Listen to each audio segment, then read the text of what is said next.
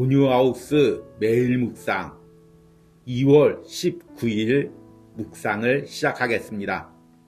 오늘은 창세기 31장 말씀을 함께 읽고 묵상을 이어가겠습니다. 오늘 묵상의 제목은 내가 돌아가야 할 시간입니다. 오늘의 말씀을 읽겠습니다. 창세기 31장 1절서부터 13절입니다.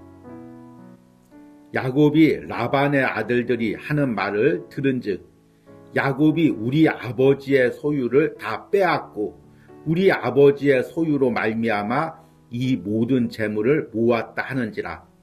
야곱이 라반의 안색을 본즉 자기에게 대하여 전과 같지 아니하더라. 여호와께서 야곱에게 이르시되 내 조상의 땅 내 족속에게로 돌아가라. 내가 너와 함께 있으리라 하신지라. 야곱이 사람을 보내어 라헬과 레아를 자기 양떼가 있는 들로 불러다가 그들에게 이르되 내가 그들의 아버지의 안색을 본즉 내게 대하여 전과 같지 아니하도다. 그러할지라도 내 아버지의 하나님은 나와 함께 계셨느니라. 그대도 알거니와 내가 힘을 다하여 그대들의 아버지를 섬겼거늘 그대들의 아버지가 나를 속여 품삯을 10번이나 변경하였느니라. 그러나 하나님이 그를 막으사 나를 해치지 못하게 하셨으며 그가 이르기를 저 믿는 것이 내 싹이 되리라 하면 온 양떼가 낳은 것이 저 믿는 것이요 또 얼룩무늬 있는 것이 내 싹이 되리라 하면 온 양떼가 낳은 것이 얼룩무늬 있는 것이니 하나님이 이같이 그대들의 아버지의 가축을 빼앗아 내게 주셨느니라. 그 양떼가 새끼 뵐 때 내가 꿈에 눈을 들어보니 양떼가 탄 순양은 다 얼룩무늬가 있는 것과 점 있는 것과 아롱진 것이었더라. 꿈에 하나님의 사자가 내게 말씀하시기를 야곱아 하기로 내가 대답하기를 여기 있나이다 하매 이르시되 내 눈을 들어보라. 양떼를 탄 순양은 다 얼룩무늬 있는 것, 점 있는 것과 아롱진 것이니라. 라반이 내게 행한 모든 것을 내가 보았노라. 나는 베델의 하나님이라. 내가 거기서 기둥에 기름을 붓고 거기서 내게 서원하였으니 지금 일어나 이곳을 떠나 내 출생지로 돌아가라 하셨느니라. 아멘. 오늘의 묵상입니다. 사람은 일평생 안정을 추구합니다. 안정적인 가정, 안정적인 직장, 안정적인 공동체.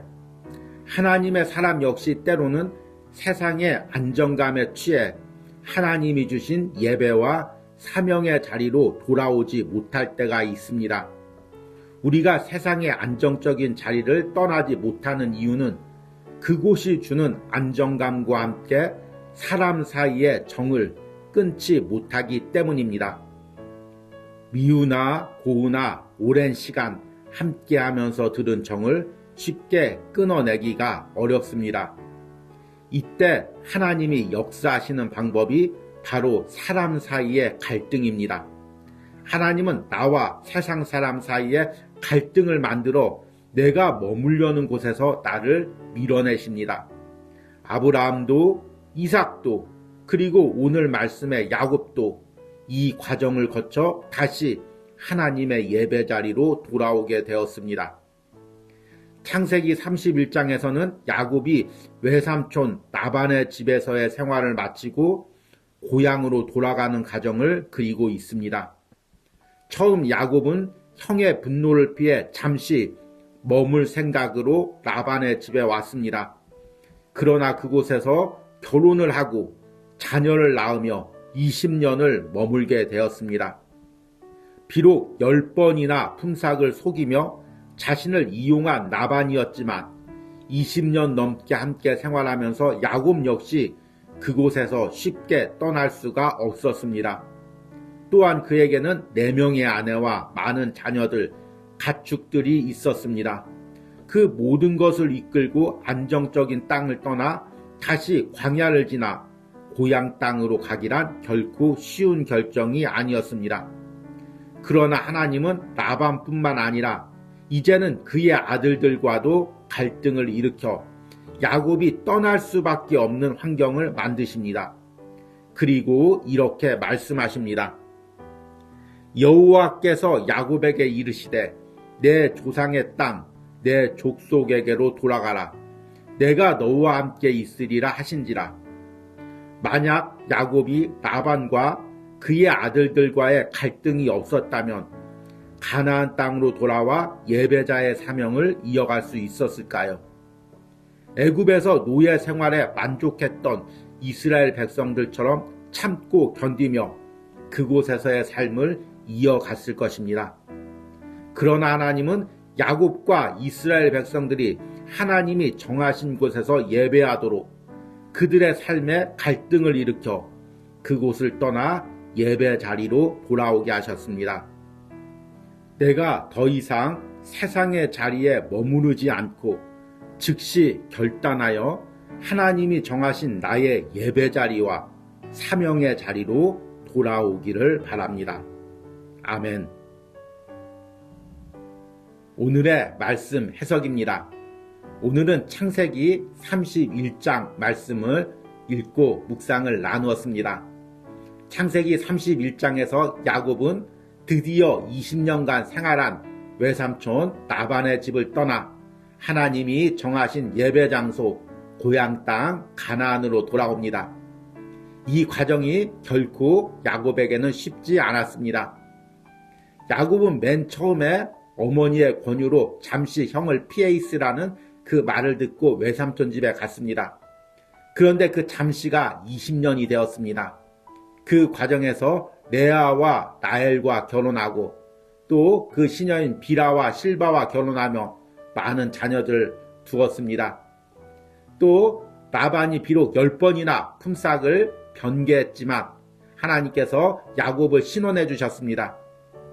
어제 창세기 30장 묵상에서 자세히 언급하지는 않았지만 창세기 30장 후반부에는 하나님께서 야곱을 어떻게 복주시는지 그 과정이 자세히 언급하고 있습니다. 하나님께서 야곱에게 라반의 것 중에서 얼룩진 것, 점 있는 것, 아롱진 것을 품삯으로 달라고 말하게 해놓고 하나님께서 그 양떼들 가운데 그런 양들을 풍성하게 하셨습니다.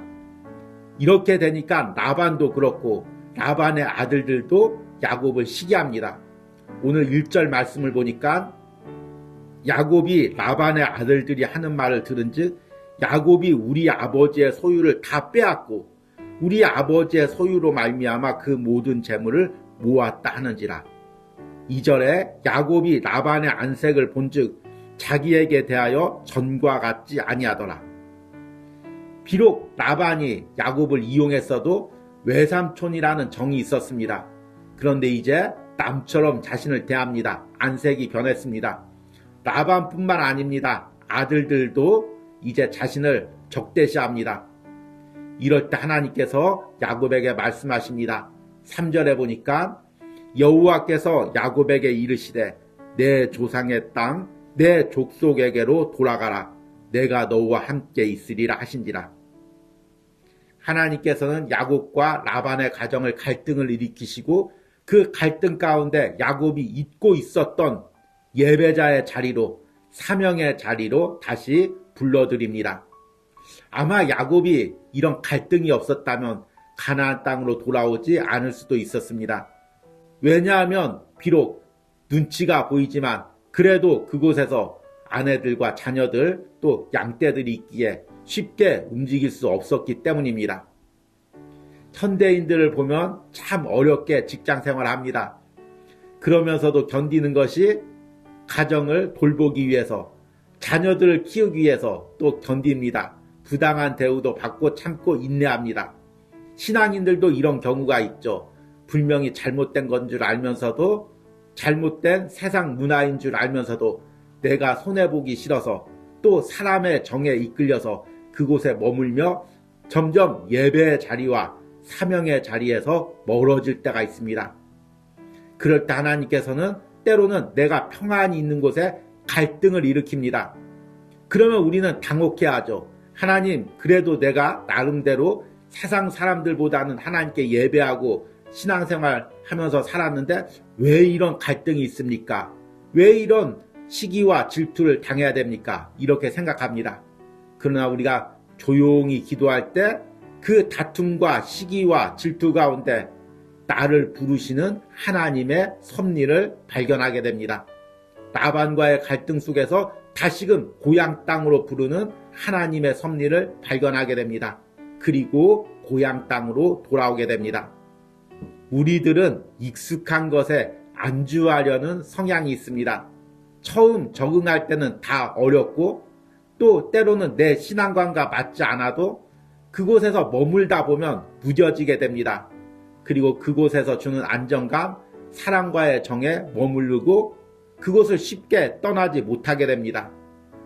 그럴 때 하나님께서 때로는 그들의 삶에 갈등을 일으킵니다. 성경을 보십시오. 이스라엘 백성들이 애굽 땅에 400년간 포로로 생활하고 그 노예 생활을 하면서도 웬만해서는 애굽 땅을 떠나지 않았습니다. 왜냐하면 그래도 애굽 땅이 좋기 때문입니다. 낯선 광야로 나가기가 두렵기 때문입니다. 결국 하나님께서 애굽 사람을 통해서 모진 학대를 당하게 하자 비로소 하나님께 부르짖으며 자기를 구원해달라고 기도합니다. 우리가 세상에 머물면서도 물질적인 안정감, 생활적인 안정감을 누리면 웬만해서는 거기를 떠나고자 하는 마음이 생기지가 않습니다. 하나님의 뜻이 아닌 줄 알면서도 죄악된 장소인 줄 알면서도 쉽게 결단하지 못합니다.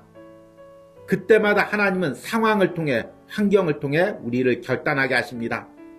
우리가 지금까지 묵상한 아브라함도 애굽 땅에 머무를 때, 그랄 땅에 머무를 때 하나님께서 갈등을 일으켜 다시 가나안 땅으로 오게 했습니다.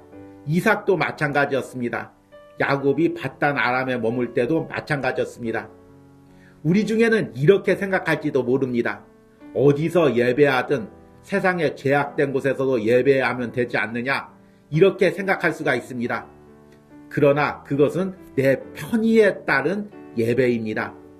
하나님께서는 내가 예배할 곳을 정해 놓으셨습니다. 하나님께서는 내가 감당할 사명을 정해 놨습니다. 내가 예배 자리를 선택하는 것이 아닙니다.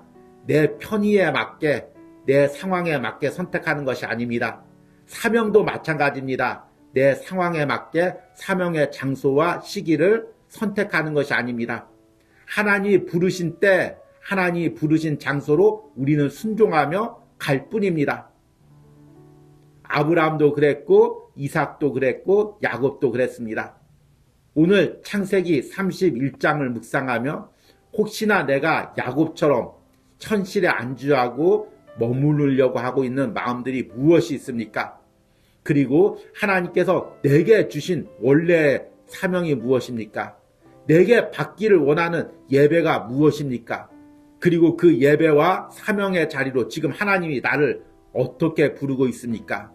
오늘 창세기 31장 말씀을 통해서 우리가 영적으로 민감하게 나를 향한 하나님의 뜻이 무엇인지 분별하고 순종하는 은혜가 있기를 소망합니다. 오늘의 적용과 기도입니다. 내가 지금 세상의 죄악과 타락한 장소에 계속 머무르고 안주하려는 마음은 무엇입니까? 내가 더 이상 익숙함과 사람의 정에 끌려다니지 않고 하나님이 정하신 예배와 사명의 자리로 돌아가기를 기도하시기 바랍니다. 우리 함께 기도하겠습니다. 주님, 오늘 창세기 31장에 야곱이 다시 하나님의 예배 자리인 가나안으로 돌아가는 과정을 묵상하며 나에게 주신 하나님의 예배 자리와 사명이 어디인지를 다시 한번 묵상하게 됩니다. 하나님, 혹시 나도 야곱처럼 세상이 주는 안정감과 사람의 정에 이끌려 하나님의 예배 자리에서 점점 멀어지고 있지 않은지, 하나님이 주신 사명과 점점 멀어지고 있지 않는지를 묵상해 봅니다. 주님, 주님이 내게 정하신 예배 자리가 어디입니까? 주님, 주님이 내게 주신 사명이 무엇입니까? 하나님, 말씀을 묵상할수록 기도할수록 민감하게 하나님의 뜻을 분별하게 하시고 그 하나님의 뜻에 순종할 수 있는 은혜를 허락하여 주시옵소서.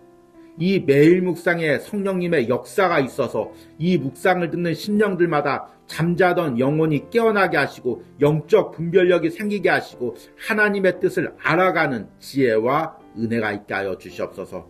이런 은혜를 오늘도 이 묵상에 동참하는 모든 심령과 그들의 삶에 부어 주시옵소서. 예수님의 이름으로 기도했습니다. 아멘.